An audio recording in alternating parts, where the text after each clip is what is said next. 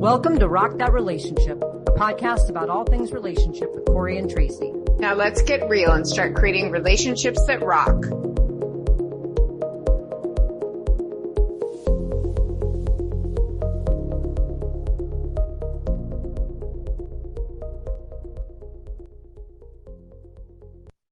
Hello, everyone, and welcome to another episode of Rock That Relationship. Today, we're going to talk about the no contact rule. Some of you may have heard about it before. Some of you may say, I don't even know what in the world that is. Well, you are tuning into the right place because we're going to not only talk about the no contact rule, we're going to talk about how to use it and how we've used it. And, what are the benefits and then what are some of the challenges in using it and some of the nuances behind the no contact rule. So let's just start by defining what the no contact rule is. And we're talking about in the context of breakups, right? In a romantic breakup, what is the no contact rule? So Tracy, what to you is the no contact rule? Because there isn't a hard and fast definition of exactly what it is, but there are some kind of tried and true, things that really come with no contact. So for you, what is no contact? Well, I can't answer for me personally. I'm not sure that I've ever been particularly good at that. I did listen to recently, the past year or so, the breakup bestie, Kendra. And we invited her to be on our podcast, but she just had an infant. So she's very busy with the infant, but she has a lot of really good things to say. I did find her podcast was very helpful. She's very rigid about it. It's gotta be 30 days. It's gotta be no contact whatsoever. This doesn't take into account people with kids or pets or something that has to be worked out, like on a schedule or something. But, it's to break that you need to have no contact, meaning no talking, no phone calls, no texting, no social media stalking or looking at, or, contact by a third party, or even asking about the person, just kind of like go into a deep chamber of, a black hole of nothing about the other person to really kind of break those ties, I'm not saying it's easy, but I do think if there is going to be a breakup, and if you're at the point where you're talking about breakup or you're threatening breakup or you're using breakup in a way to leverage other things or, work out your emotions, then it's probably good to have that 30 days of no contact anyway. Right. Well, it's interesting too, because when we think of no contact, we think of it really as actually not contacting our ex or responding to. The other thing too is when your ex tries to reach out to you and it's you can say, I would like no contact for the next 30 days or whatever it might be, or just, I would like no contact. And if they reach out to you, then, and you're not reaching back, they actually understand, but you don't even owe them that. You can just not respond to someone. But I think it's interesting. I heard a story about how there was this one couple and they had broken up, and the one ex had pretty much blocked everything of social media and phone and everything from their ex, but they didn't unfriend them on Venmo. And Venmo, you can make financial transactions and you can see who you're sharing money with if you're one of the friends on Venmo. And so the ex who wasn't blocked from it would get on there and see who her ex was making financial transactions, and this person's going out to dinner with so-and-so and all of that. And so thinking about no contact means not getting on Venmo. It means not getting on Google Earth to see where that person lives and what their new place looks like. It means, unstalking, right? It means blocking everything. And I remember for me, the no contact rule, I had never done it before. It wasn't something that was really a big thing, but I had done it more recently. In a breakup that I had, just because I needed some space. And I really wish that I would have known about this in previous breakups, because I think that space just psychologically gives you some time to kind of heal and sort through and make meaning of what happened. And that to me was really important. And I really wish I had known about this in previous breakups. That's interesting. I'm not good at it. Let's just put that out there. You are good at it. You don't reach out and contact your exes. Well, yes, I have many times. And I also reach back. That's my thing. Okay. Because I'm a hopeless romantic, I don't have that desire to cut off from particularly somebody I would be in love with, It's different. I had a situation in the 90s that was not healthy. It was very, very toxic, you know, and I'm not just talking like, oh, we had a bad dynamic, just unhealthy. So that had to be a complete cutoff.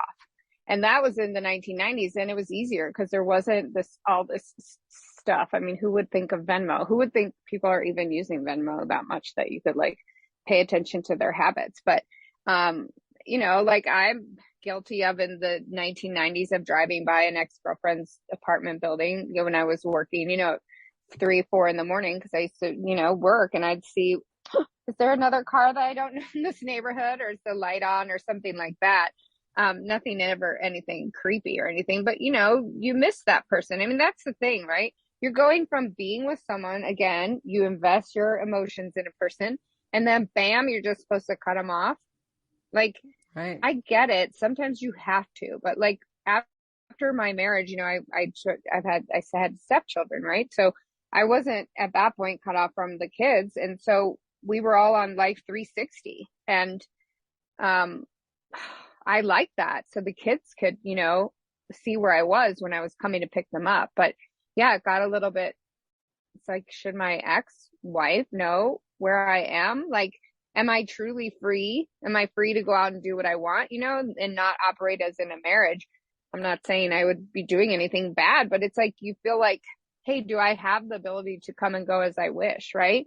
And I think it frees you if you do the no contact rule yourself. It does free you. It frees you both from, like, kind of like keeping that suffering going. I mean, this is like an ongoing theme that we talk about, but like, if you're constantly trying to run into that person or see that person, or, you know, it just makes it harder. But, you know, a lot of times you do run into that person, and then that's difficult. And what are you supposed to do? Turn around and run the other way, or go down an aisle, or, you know what I mean? You're on the street and take off. I mean, you know, I don't know. Yeah. Well, you can. I mean, that's the thing. I like to talk. If you run into them, then you can just sort of turn away or not engage, right? That's part of the no. Never do that. I know you can't, but I'm the practical partner, and I think, okay, well, I'm not to my 30 days yet. I'm going to walk away from this. Oh, my Lord. Would you really go by, but you would? I believe in empirical evidence, and for me, I need the space. I don't want to see it. Lord, you know, where I fell into a trap with, though, is, you know, cutting off communication is one thing, because it allowed me to just, like I said before, just, you know, kind of sit with my own emotions and let things just heal without the constant reminder that someone else was there and isn't there. And it just allowed me to move on. But at the same time, where my problem was, like, as you said, yours was the reaching back if they reached out to you. I didn't really have that issue. What I had was finding out either purposefully or inadvertently from friends what my ex was up to. And, you know, it could be totally benign things. Just, you know, what was on Facebook or something. And I got to a point where I was like, well, how is it no contact if I still have some psychological contact with this person, even though they're not contacting me and I'm not contacting them? I still know what's going on in their life, and that's not helping me move on. So I ended up, what I did with no contact is I said, I would like to have, you know, my social media free from engagement, but I'd also like to not be on social media with people who are connected to this person, because I also don't want to accidentally see something or whatever it may be. And I made some of those choices. And that's not necessarily because there was anything, you know, it's not about the other person. It's not that I was running from the other person. It was that I needed to spend time with myself, and I couldn't do that with the distraction of, you know, this breakup, this other element of the breakup just sitting there. So really no contact doesn't, I mean, sometimes it has to do with like safety, emotional and physical safety, and getting, you know, kind of away from somebody. That isn't really the essence of no contact. No contact is saying you're out of a relationship. It may have been a very healthy one. It just wasn't right for you, but it gives you space to heal in ways you might not be able to do as quickly or as effectively if you were still connected. Well, so that was my case, really. And to decide, like, is this something that you're really done with? Is this something that you really don't want to pursue anymore, or you can't? You know, I think it's good for both people. Something that Kendra said was like, every time you talk to the ex, you know, in a certain period of time, and I think that she's talking longer than 30 days, is like, you kind of have to do the breakup all over again in your mind, you know? But something I wonder is like, okay, so let's say you don't have contact for 6 months, 8 months, 10 months, a year, whatever. Does that, when you find something out, is it less of a gut punch? I mean, everybody knows what it feels like, after a breakup to find out somebody's moved on or, something's happening. It's like you get just socked in the gut, right? So does that time away from that person, does that help with that? So when you do find something out, is it less traumatizing? I mean, I would imagine it would be, but you also run the risk of a lot having happened during the time in which you had no contact. So it's one thing to have no contact and after 3 weeks find out your ex went out on a date, but it's another thing to have no contact for a year and find out like all of a sudden that your ex got married, right? So I think it's the severity of what it is that you find out, because it probably would be a gut punch no matter what. But I do think the time helps. I think it just disconnects you psychologically and emotionally, more so with someone than maybe if you were still staying, and not even staying in touch with, but still finding out or keeping tabs on someone's life. And being that's like invested you going out and doing it, right? So that is like, by doing that, if you're like trying to find out information, I mean, you really aren't trying to move on, like right. That was something good that I think Kendra has to say, and also Coach Dorothy of, get over your exes, doesn't mean that people can't get back together or, that this has to be ended forever, but it kind of stops the dynamic that obviously wasn't working, so even right. If people were to get back together, it could really grind that dynamic to a halt, Yeah. Well, and I've read, articles about people using no contact to actually get their ex back. So not what it was intended for, which is to sort of, break free from a situation that may be, unhealthy. And that's just unhealthy to the extent that you just don't want to be in the relationship or the other person doesn't want to, and in parting ways. But really this no contact that's designed to almost withhold yourself from someone so that they miss you or they remember the good times. I read in this one article from X Back Permanently, and it's a website, and it was a study they did, and 43% of those who got back with their exes actually said they did the no contact rule. So is it that? Wait, is that a website I can go to? I'll post it in the show notes, xbackpermanently.com. And it's basically, the question is though, did that time and space away in no contact give people new insight and we were able to reconnect and rekindle a different type of much healthier relationship and get back together? Or was it that the no contact rule was used as a way to kind of create an absence or a void so that one ex changes their mind and goes back to the other? And I don't know the answer to that. But what is your opinion on this idea of people using no contact to get their ex back? Is that a good idea? No, I think that's game playing. I mean, again, if you're doing it as a strategy, then it's just game playing. I mean, I have this thing about having to tell everything 100% honestly that I'm feeling at that moment. So I can never do it. And it's like, why can't people, why games? You know what I mean? Okay. I think you see that like in people's profiles as they get older, and maybe younger people do it too, like no game players. No, I don't, just be honest. Just why can't people just own up to their feelings, speak it out, say it? No, I'm going to come down a hard no on that, Corey. It's not a good idea. Not a good idea. Because even if you get the person back, was it genuine? Was it, you know what I mean? Like, right. Why couldn't you just have gone to the person and said, hey, I'm really still in love with you and I want to talk these things through. Like, can we work it out? But if you're like depriving or the cold shoulder or that stuff happening during relationships, and I'm not saying I've never done it myself, but I don't think it's not healthy. It's not a healthy way to communicate. Mm-hmm. Well, I mean, there's that quote, right? Absence makes the heart grow fonder.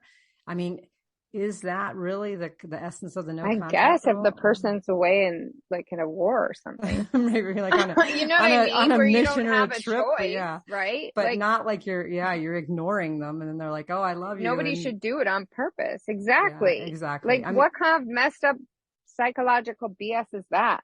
Right. I mean, so really, when we're talking no contact, we're really talking about this idea of creating some type of boundaries and space away from your ex, whether you broke up with them or whether they broke up with you, that involves just not communicating, not running into them, not finding out information about them, and not providing information that like they intentionally, not right? intentionally doing those things. Right. Things happen and people, you can't just cut off your whole life and social circle, but intentionally seeking that out. Intentionally setting up those things, which means like getting off of social media with them, or, not asking friends, or, I had situations where a friend would bring something up and I'd say, listen, I really don't want to talk about that. Being able to, it's really about creating physical and psychological and emotional boundaries for a set period of time. Now, you talked about, Kendra and the breakup bestie, she talks about maybe 30 days doing it, break from a breakup. I've read 90 days. I did it for, over a year. What do you think in terms, is there a specific time or is it really just dependent on the situation? I think it totally depends on the situation. And I think Kendra actually, she's just saying the 30 days to kind of like initially break yourself out, but I think she's more in favor of much longer term. I'm not. It's true. I'm just going to say it. Like, I just know. If it's a terrible situation, that's one thing. But like I said, I'm very, very close to two of my exes, in fact, I'm going to see one next weekend and I might go to see another one during the week. So I'm going to say no. No, I don't. No. I don't.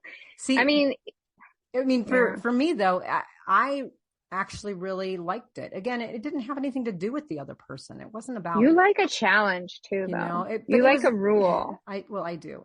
And, I did not have a spreadsheet about this, logging it or anything. It's just that for me, I just needed some space. I needed to redesign my habits, figure out how to psychologically set myself free and reset my patterns. And for me, the space helped like a lot.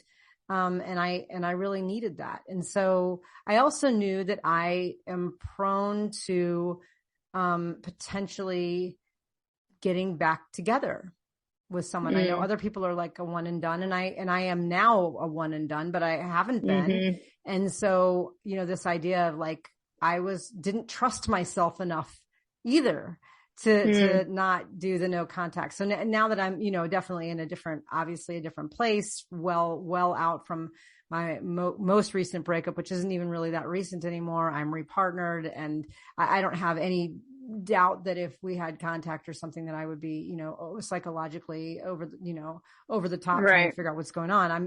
but that time apart helped me get to the place that I am. Right.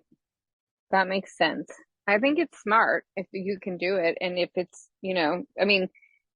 kids, you have kids, if you have pets or whatever, you're not going to be able to do it. But in that case, you should find a way to minimize contact to just the necessary things. I had some blurred lines after I moved out of my marriage into my house where I was going back a lot, doing a lot. And it was basically like I was just living in a different place, but I was still doing a lot of the household stuff and caretaking of, my ex emotionally. And so our dynamic just kind of continued, and it probably continued longer than it needed to. And in the end, that wasn't great. But I also, like I said, I don't like to just cut stuff off unless it's absolutely necessary. Right. Well, as you talk about, like, if you parent or something, I had a situation where I was living with someone and housing was very difficult to get. And we split up, but we ended up living together for many, many months because we couldn't find alternate housing. And we really were better friends than we were partners. And so we just shifted immediately to a friendship. But it still was weird because, our friends kind of felt like they should have an alliance with one of us or the other. Or when we'd hang out, it was just kind of like, what were the physical boundaries? And then like, do we date? And do we tell the other person about dating? And actually it was interesting. It wasn't until we moved out that we decided to actually take some space from each other. So we didn't have a full blown no contact, but we stopped hanging out on the weekends and we stopped, communicating nearly as frequently. And it wasn't until then that I actually started to get over the relationship. But trying to transition immediately into a friendship was really hard, even even though we really were like, we really liked each other, you know, she's a great person and so forth.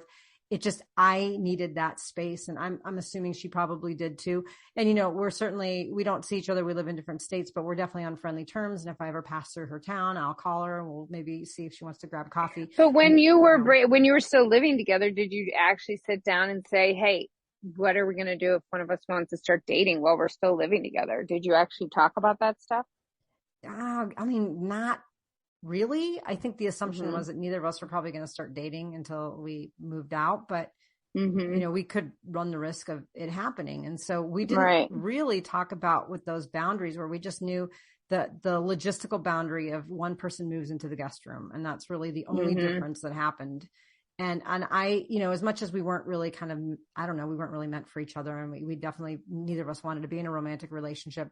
We still had these blurred boundaries. And until we broke that contact, we weren't able to move on. And I know it was difficult too, because, you know, how would we have done that living under the same roof? It would have been a lot more challenging to do that. So it's the same kind of thing with kids. You work together, whatever. The no contact rule can be difficult, but certainly I think what you're saying, Tracy, is this idea of if we would have just talked about it, we could have had some element of boundaries or, you know, some kind of not having blurred lines if we would have just had a conversation, even in the circumstance, just like you're saying with your marriage, having a conversation where it didn't just feel like you were still married, but living in different places. In my case, we were broken up, but still living in the same place. And those lines just got very blurry. And for me, no contact, or a modified version of that, you know, because I hadn't really, I'd never heard of it and I hadn't intentionally used it. But in reflection, I look and I say, wow, the space that I took then was a variation of no contact. And it was super helpful. Well, it's interesting because I had another breakup where we lived in a small town and we were pretty much the only people who could hike together for our level of hiking, you know? And so for 10 months after the breakup, we pretty much were on our regular like hiking schedule. And I would spend the first 15 minutes whining and crying and pleading, why couldn't we get back together? And then, you know, she was like, oh my God, we just stopped hiking together. I'm like, no. And so then I had to learn to like control myself. Right. But we were like buddy, and I took her to the airport in like October. We'd broken up in January. And, you know, when I picked her up from the airport, I could tell something had shifted. And then, you know, because we had been so close, even after our breakup, she didn't tell me that she started seeing someone. And that, you know, happened to be someone I knew because it was an ex. And so, yeah, it got awkward, you know, and yeah, I didn't, you know, it was hard. It was a very difficult situation, you know, and it put other people like family members in an awkward position as well. And it was because we had maintained this closeness. And I don't know, had we just like gone 30 days initially, you know, could that have shifted the way it was? It's hard to say in retrospect. And again, I probably just, I you know, I've matured and I also like value my sanity more and like I'm not as into drama or reactivity and all that anymore. So I don't want it anymore, but I do know that, you know, when my latest ex reached out to me, I always reach back. I always do, you know, I just am that person. Like, I just don't, in my life, I don't want to let anything go unsaid. Right. Well, it's so interesting. You and I have, you know, I mean, we both value this kind of rule in its own way for what it does, but I won't reach back because I don't, for me, it's like you spend all this time with somebody and, you know, for the same reasons that you say, the love and the support and just the day-to-day stuff, right? Even the routines and the habits, and they're gone now. And so to me, that no contact is that last piece of sort of breaking an addiction to something that I know that either if I broke up with someone I don't want, or if I was broken up with it, I know that that person doesn't want to be in a relationship with me, that I need to also be okay with that. So it's to accept the situation. The only way I can do it is to break the addiction to the person, because somewhere, somebody in that partnership doesn't want to be there. So for me, it's more like a cold turkey breaking an addiction. Like I can't just sort of like waffle around and like, it didn't fare well for me trying to stay living with someone, or, you know, maybe trying to keep a friendship. It doesn't, maybe later down the road, but not immediately. I have to break it, and I can't be lured back in by just benign communication. because I will get sucked back in and it'll bring everything back up for me. And I just don't, until I can get to a place where I can manage that or monitor that on my own, which, like I said, I am at a point now, but there was a point in the first, 3-4 months that I was like, oh gosh, if I respond, who knows, I could be, showing up with my boom box and standing out, singing in your eyes outside of your house. Like, I do not trust myself enough. I need some break. It's that, yes. And you're more disciplined than I am in that way. I'm just not, I'm disciplined with certain things, but I can't. I want to know. I want it all said. I do. I want to go to my grave knowing that I said and did everything that I wanted to do in my life. I've always been that way. Yeah. And it does depend on the feelings, right? If I'm like, oh, I'm over this, then I don't care, right?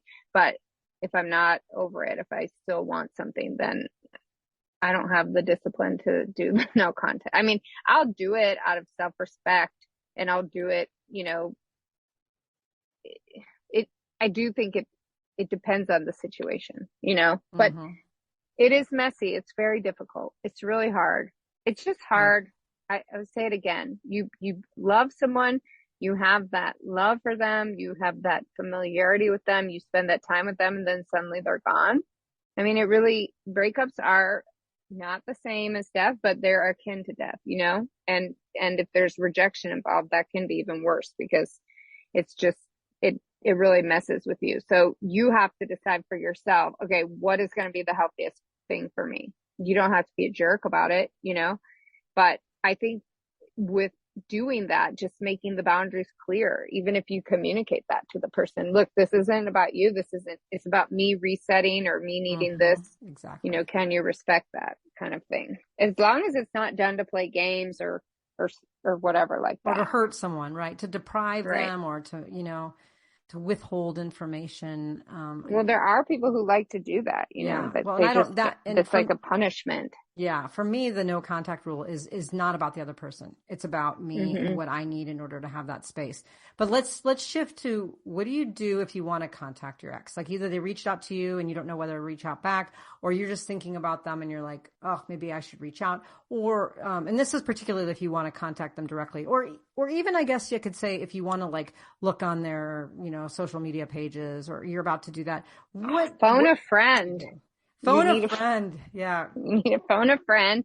You need to get your therapist on, like, that's the thing. Got to have all these supports we've been talking about all along, because it's probably not the right choice. It's not going to be good for you. And if you're the chaser, you got to break that, because that doesn't feel good to you in the long run. And I don't think it really helps. So it's like, phone a friend, get into therapy, get your therapist. I mean, most therapists, you can text them or whatnot.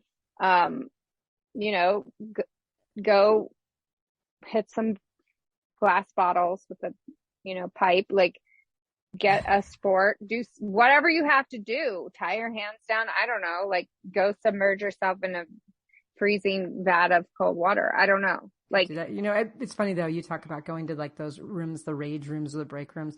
I am so, I'm so particular that, first of all, I would never break anything, because that would just give me anxiety. And then I would go around and everybody was breaking stuff, and I would be like sweeping up little piles of glass, and I was like, don't get hurt. Don't swing that pipe too close to that person's head. But hopefully there's not too many of you in a break room. There's usually two, and you're wearing a helmet. I can tell you, I might go to the break room just to distract myself. I won't think about the breakup. I will think about people breaking things and me cleaning them up. So I guess it serves the same purpose. Exactly. But when you say like phone a friend, one of the things too, I have a friend of mine who said, if you're feeling like you want to text your ex, text me instead. Don't text me like, hey, I'm thinking about texting my ex. Text me exactly what you would say. Like, I miss you, and just put like a little asterisk or something. That way I know that you're not like in love with me, but just say, just text what you would want to say, because sometimes it's just getting those words out in a text format makes you feel like you've accomplished what you needed to, but just send it to me instead of sending it to her. That's so smart, and to pre-plan. Yeah. And don't send that to someone you didn't pre-plan with. Right. If I got I love you or some kind of text from you, I'd have a heart attack. The boundaries are blurred. Can you imagine if I sent you a text and I was like, I can't stop thinking about you? You would literally throw up, and then you would call me and say, I just threw up. I got a text from you.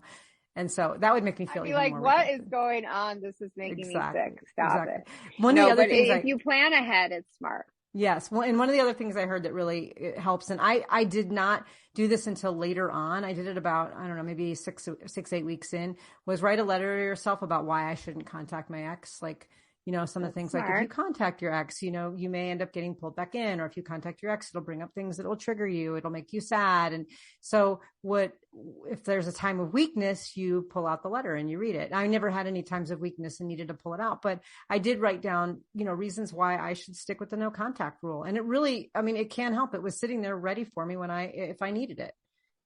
Good. That is very smart. Yeah. Well, and then the other thing too is so many of your ideas. I know, they're very right? Smart. All these things is all in my forthcoming book on recovering from heartbreak and going through the healing journey that I did. Actually, on a different note, and I'll tell this to the group here. I just wrote the very last line of my book about 10 minutes before I got onto this recording. I mean, there's certainly edits to be done, but it was very cathartic today. And so I love thinking about these ideas. It's a lot of like what not to do in this book, because things that didn't necessarily work, but it's fun to talk about them on the podcast. Certainly things that did work for me. And everything that Tracy and we talk about, it's not always going to be like the golden ticket to healing and, you know, dealing with heartbreak. It's just, and particularly in this episode, Tracy, you and I have really different like views on the no contact rule. So it's kind of cool for our listeners to be able to pick and choose, like, what do you think might work for you? Like I said, I wrote that letter and to know that messiness is okay, right? Yeah. That you don't have to do it a certain way. You don't have to do it Kendra's way. You don't have to do it anyone's way. Maybe it's messy. Maybe it's not pretty. And you can change your mind. You can say something works and then decide it doesn't work. Like I wrote that letter about the no contact rule, and then I never needed it, but I still did it anyways, you know, because it wasn't something that I needed. But did you ever go back and look at it? No, I feel like I should pull it out. I mean, you know what I did do, because again, I'm the practical partner. I created a Dropbox folder that had all the different things that I did for my heartbreak and healing process. So I had one folder that was nothing but like reflection questions and journaling prompts. And then I had one that was like all of my manifests. And I had one that was like resources and articles and links. And, I was very organized as to how I did this. So I bet I could find it in my heartbreak and healing Dropbox folder. But did you ever sit around and watch St. Elmo's Fire over and over? I did not. Although I do have sort of an addiction to reality-based dating shows. Well, that's for a whole other podcast series, because I do too. And I love it. Exactly. All right. Well, we are, again, out of time here, but so excited to, have this lively conversation, especially Tracy. It's fun when you and I have different takes on the same thing and get a chance to really have a lively dialogue. So thank you all for tuning in to yet another one of our great episodes in the breakup series. And until we talk again, until you hear from us again in our next episode, go out there and rock those relationships.